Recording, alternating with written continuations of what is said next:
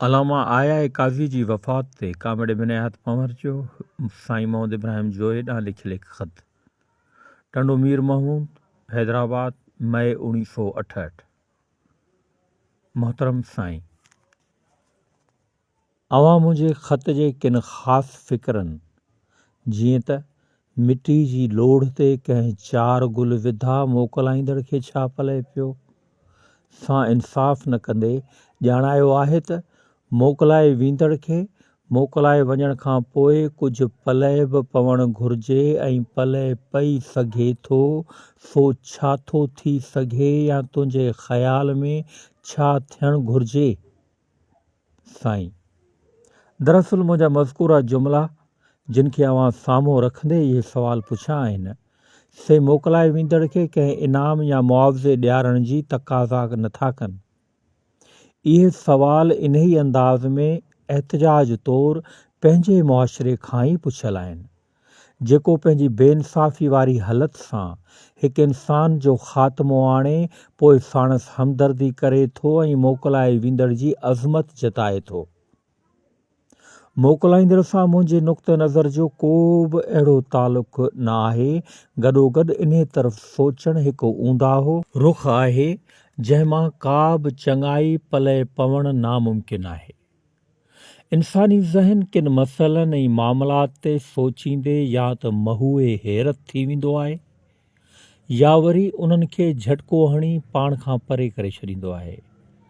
इंसान जो पंहिंजो पाण ख़ात्मो आणण वारो अमल बि अहिड़ो ई आहे जंहिंखे ज़हन तां झटको ई लॻणु घुरिजे। पर अलामा जो मसइलो हिकु निराली सूरत जो आहे। उनजो सबूत इहो ई आहे त हुन पंहिंजे दौर जे अक्सर ज़हननि खे हैरत सां गॾु सोच जे तज़ाद में विधो आहे। इहो तज़ाद ई हुन जे अमर पड़े जो दलील आहे।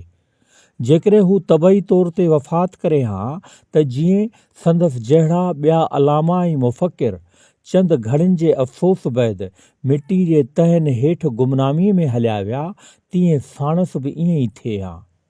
मूंखे यादि आहे त मूं उन ख़त में इहे लफ़्ज़ बि लिखिया आहिनि त शल असांजे मुआशिरे खे को वासींग नांग वात विझे।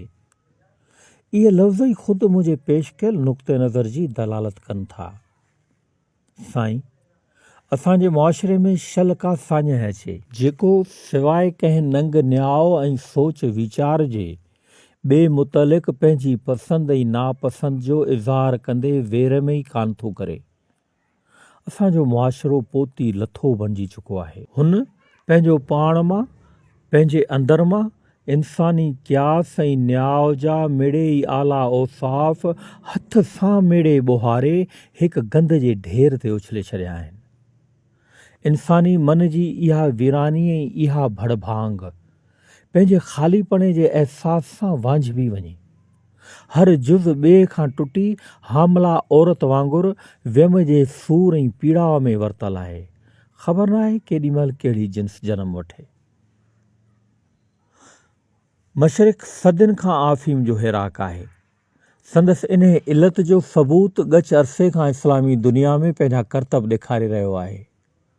मज़हब इस्लाम जेको सभिनी खां आख़िरी आलमी हुजण जो दावेदार आहे ऐं जंहिंखे हर मुदई रबड़ ॼाणे पंहिंजी बसात आहर छिक ॾेई ज़मान ऐं मकान जो ताबीर करे थो तंहिं चो तरफ़ शतरंज जूं सारियूं पखेड़े छॾियूं आहिनि। अलामा जो इंतकाल बि इन ई शतरंज जी पखिड़ियल सारियुनि जे बुनियाद ते अजीब टेका टपणी जो मर्कज़ बणिजी चुको आहे। हर शख़्स जी राय कंहिं सोच ऐं फ़िक्र जी दावत बजाए हतमी ऐं आख़िरी आहे। अलामा जंहिं नमूने ज़िंदगी जे ख़ात्मे लाइ सही संभरी रवानो थियो आहे, इंसानी ज़हन ऐं दिमाग़ जो इहो शऊरी ऐं इख़्तियारी अमल आहे ऐं इहा मंज़िल ऐं इहो मक़ाम को रवाजी त केन्हे।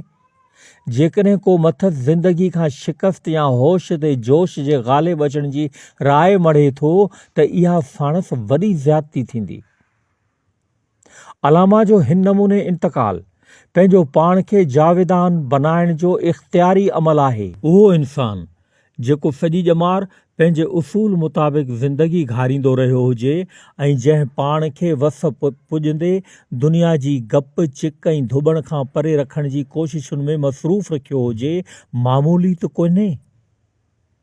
फ़क़ति इन हद ताईं सोचण ऐं अमल करणु बज़ाते ख़ुदि केतिरो न कठिन आहे। अज़न सवाइ अहिड़ी अलहदगी ऐं अहिड़ी अकेलाई इंसानी फ़िक्र जे सदा सरसब्ज़ गुलशन सां कहिड़ा कलूर कया हूंदा। ज़हन ऐं फ़िक्र जे जारी वहिकरे अॻियां हालतुनि जे पैदा कयल रोक ज़हर क़ातिल खां वधीक ज़ररनाक न आहे। इहो ज़हर कंहिं पैदा कयो? इहो असांजो बेरहम मुआशिरो ई त आहे। इहा शिकायत बि त इन्ही सां ई त आहे। ॿी ॻाल्हि जंहिंसां इख़्तिलाफ़ कंदे ऐं मुंहिंजो ध्यानु छिकाईंदे अव्हां लिखियो आहे त छा इहे सभु माज़ी खे विसारण जा पार आहिनि? छा हेल ताईं माज़ी जे हर हुस्न, ख़ूबी ऐं निज़ाकत खे हाल ऊन्ही खॾ में दफ़नाए छॾियो आहे जो अॻिते हली दफ़नाए छॾींदो? साईं, ईअं न आहे। धरती जे हिकु हिसे ते जिते कन्फ्यूशस, ज़ुरतुश्त, टॉलस्टॉय, शेक्सपियर, टैगोर, गोर्की ऐं नामालूम ॿियनि कहिड़नि इंसान दोस्त ऐं हक़ीक़त जे ॻोल्हाउनि जे फ़िक्र ऐं नज़र खे ज़ररनाक ॼाणे जलाए रख कयो पियो वञे, सुभाणे इहा नई अॾावत माज़ी जी कहिड़ी तइमीर सां मुशाबहत रखंदी? उन जे ढांचे में माज़ी जो कहिड़ो मवाद कमु आणण लाइक़ु ॼातो पियो वञे जो इहा तवक़ो कजे त अॼोकी तइमीर फ़िलहाल कंहिंजे ज़हन ऐं दिमाग़ में भल न आड़े, पर सुभाणे यकीन आहे त उनजो माज़ी सां ई रिश्तो हूंदो। आउं माज़ी जे कटिजी वञण ते मातम कोन थो करियां, पर उनखे हैरत जी निगाहुनि सां ज़रूरु ॾिसां थो। ॿिए तरफ़ जॾहिं ॾिसिजे थो त इंसानी तारीख़ केतिरनि इंसान दोस्तनि खे पंहिंजी यादि सां नवाज़ियो आहे, तॾहिं बि हैरत आहे। छा काइनात जे सिरजण खां वठी अॼु ताईं जिन बि उन जे वाधारे ऐं बहितरी लाइ पाण पतोड़ियो आहे, से फ़क़ति इहे ई आहिनि जिन जूं अॼु वरसियूं पियूं मल्हायूं वञनि? इहे फ़क़ति एतिरा ई आहिनि जिन जा नाला जेकर हिक ई साही में ॻणे मथे वञी चढ़िजे? तारीख़ जे ॿिन्ही रुखनि जे इज़हार मां मुंहिंजी मुराद अॼु जो इंसान आहे, जेको न की त कल्ह जो अरमान थो करे ऐं न की सुभाणे जी ॻणती। हुनखे जेकॾहिं को अफ़सोस आहे, का ॻणती आहे, त फ़क़ति अॼु जी। टीं ॻाल्हि जंहिंजी पेशकश जो अंदाज़ अव्हां खे ॾुखारो नज़र आयो आहे, दरअसल इहो अंदाज़ मुंहिंजी दिलि जे रत गाॾहुनि ॻोढ़नि जो आहे, जेका उन पोरे जी ॻोल्हा में आहे जेको सुभाणे जे अज़ीम ऐं इक़बालमंद इंसान जी मुसरत वारी दुनिया जे अॾण ऐं ठाहिण में अॼु खां दरकार आहे। काश जे उनखे अहिड़ो मौक़ो मिली पवे। साईं, वक़्तु असांजा सवें ऐब ॻोल्हे ज़ाहिर करण सां गॾु दुनिया जहान जूं बुरायूं मेड़े चूंडे झोली में विधियूं आहिनि। हिकु तमाशाई जी हैसियत सां का बि शिकायत न आहे। पंहिंजी मरहम पटी पाण ई करणी आहे। शाल ख़ुशि हुजो। इब्न हयात।